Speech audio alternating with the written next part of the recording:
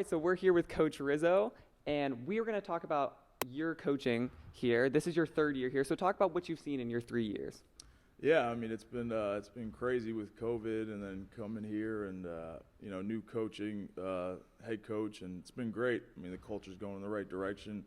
The kids are playing hard, and just a really exciting time to be a part of this program. Right, so this year, you guys going into that Cal U game were averaging almost 200 rushing yards a game. Talk about your success that your offensive line has had.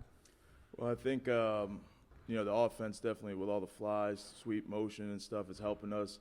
And the kids come every day to work. They're doing a great job of competing, and we're young right now, but these kids just got to stay in the program, and it's going to go in the right direction. Right, with that youth, this year you have 4 new starting offensive linemen that were not here last year. Your one remaining from last year was Norm. Talk about his leadership that he has in the room. Yeah, Norman actually only played 3 games for us last year, so as an older statesman, he's probably about 23 years old now. He does a good job, leading those guys and getting them in the right direction. They are a young group. We're starting 2 redshirt freshmen, so that leadership from him has been great. So just got to keep working.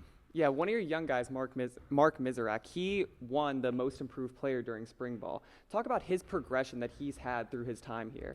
Yeah, Mark's come a long way. When he first got here, I think he was about 335 pounds, and he's put the work in. He looks great. He's 305. He's a redshirt freshman, and his best football is still ahead of it, for him. So I'm excited about his future, and he's going to keep developing. He comes to work every day, and he works hard, and can't ask for a better kid. So definitely excited about his future. Awesome. So this Saturday, you guys head on the road to Seton Hill. What's one thing that you want to see from your offensive line during that game?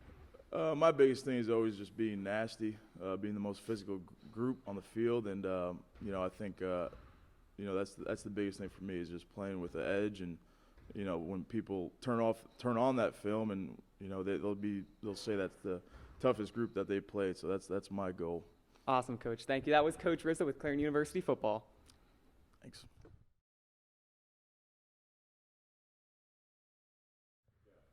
Coach, welcome in. This is episode 6 of the Raymond Monica Show. So let's get started with some athletics around Clarion University. Our women's volleyball team here is 16-1, and under Coach Jen in her 16 seasons, they've never had a losing season. Can you talk about the success that program has had? Well, she has done an outstanding job. If you ever get a chance to come watch the team play, you need to do so. They're a very good team. When I was here on the interviewing process, I told her if I get the job, she'll be the first one I wanted to come see, because she has done a great job in recruiting. She knows the in and outs of the university, and on the court, I'm looking forward to seeing how far they can go this year. Absolutely. So this past week was our homecoming and ALF game. Can you talk about your experience, it being your first time at ALF? Well, the first thing, homecoming, the pep rally on Thursday night was unbelievable. The town came out and supported the whole athletic department. You have every sports team there, along with administration there. It was an unbelievable atmosphere there. Friday was unbelievable downtown with the number of people that come into this town just for that weekend. And then, the homecoming parade, again, great job by the community and people that organized it, and I'm looking forward to seeing a lot more in my tenure here. Right, so let's get into the game against Cal U a little bit. So early in that first quarter, they had sort of a poor punt, and you guys were able to take over in their territory and capitalize with a touchdown. What went into that drive being successful? Well, the first thing, we was able to get off the field defensively, made a punt, he shanked the punt. We had a couple plays, and then Will hit Regan down the middle on a kind of a bender route in there and scored a touchdown. We got a lot of momentum going to start off the game, but unfortunately we wasn't able to sustain it through the course of the game.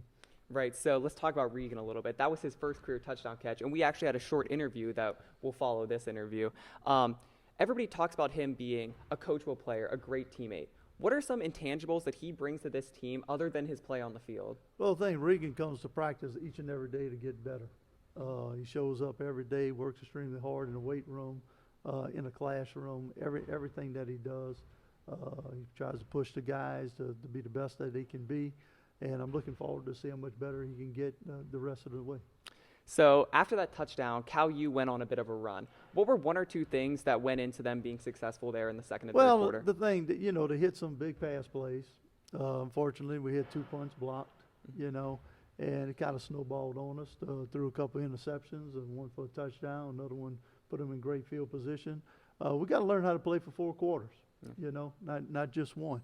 And, when you got a young team, it takes a little time. And I'm looking forward to us getting ready for this weekend. Right, so headed into that game, you guys were averaging almost 200 rushing yards a game, and Cal U was able to hold you to 56 yards on 38 attempts. How were they able to neutralize your potent running attack? Well, I think Cal was very good up front. The defensive line and the linebackers, I thought they did a good job against us. And, the thing is, we go back to the drawing board and get ready for this week and see how much better we can get. All right, so at the end of the third quarter there, Connor Lysak had a pick 6. And whether it's in practice or in stadium on game day, he always seems to be around the ball. What are some things that you see in him that allows him to always be around the ball making big plays? Think about it. Some players just has the instinct of picking off passes. And ever since the spring, he picked off a bunch of passes and returned them for touchdowns. He's done it in camp. He does it in practice. So, when it happened during the game, I've seen it already on the field. It did not surprise me. He picked off one and scored a touchdown. So I think he'll be a guy that's just going to get better and better each and every week. Right, so let's move on to Seton Hill a little bit, your opponent coming up next week. Through their first 5 games, they have 18 total turnovers. We always talk about how important the turnover battle is, but do you think that this game really might just come down to who takes care of the ball better? Well, I think every week it kind of comes down to that. If it's in the kicking game, giving up a big play or something, it always turns into that. They've had some problems with turnovers, but they got a lot of good athletes. They got a chance to have a lot of big explosive plays with throwing the football and running the football. The thing we got to do is limit the explosive plays, and obviously we got to protect the football and get the ball in the end zone. So one thing that seems to be the key to this upcoming game is that Seton Hill's run defense is only allowing 3.5 yards per carry. And so will this game sort of come down to your being able to bounce back with your rushing attack versus their strong defense? Think about it. You always have a game plan. Okay, you go into what you want to accomplish, and then you got to make adjustments off of it. How well we're going to match up with them, how well we're going to be able to throw the football. We got the game plan in of what we want to do, but I think you're constantly adjusting. So I'm just looking forward to going down there and play this weekend. Awesome. Thank you for your time, Coach, and good luck this weekend. Thank you.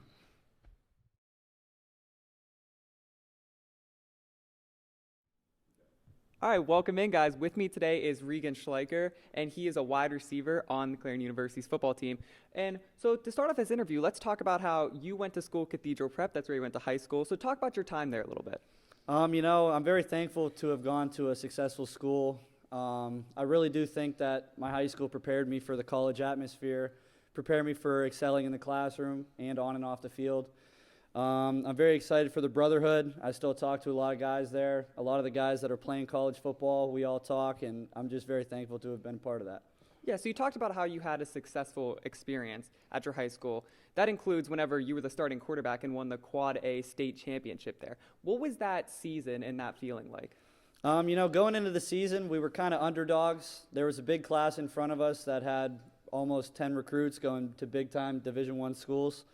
So we were kind of looked at as the underdogs, but we were able to pull through. And like I said, it's just a brotherhood and really trusting each other and making memories. That's what it was all about. Yeah, so after such a successful season, not just for you but the whole team, I'm sure you got recruited to go to a lot of different colleges. What made you want to come to Clarion? So the guy coming in, offense coordinator that once I first came here was Coach Eager, and Coach Newton was the receivers coach. They both showed a lot of interest in me playing, and they saw my capabilities, and they made it sure that they wanted me to be here, and they made me feel like Clarion would be home, and that's why I'm here. Awesome. So you talked about the offensive coordinator that recruited you to come in here. And you're one of the 4 longest tenured players on this team, and since you've been here, you've been through 6 offensive coordinators, including 4 in the past couple years. Have seeing all of their different schemes and systems helped you adapt to all kinds of football? I feel like a lot of people would kind of look at it as a negative way, but you got to find positives in every situation. Just knowing all the different categories of football and knowing about how different coaches go about things in different ways, I believe it better prepares me for the game each and every week. Awesome. And then when you came here, you were a quarterback in high school, and you made the transition to receiver your freshman year. What was that transition like? On the field, it was definitely different, not being necessarily in the action every play, but it definitely helps out knowing defenses, knowing coverages, and knowing where I can be in different play schemes and stuff like that, just to help me be successful in the team.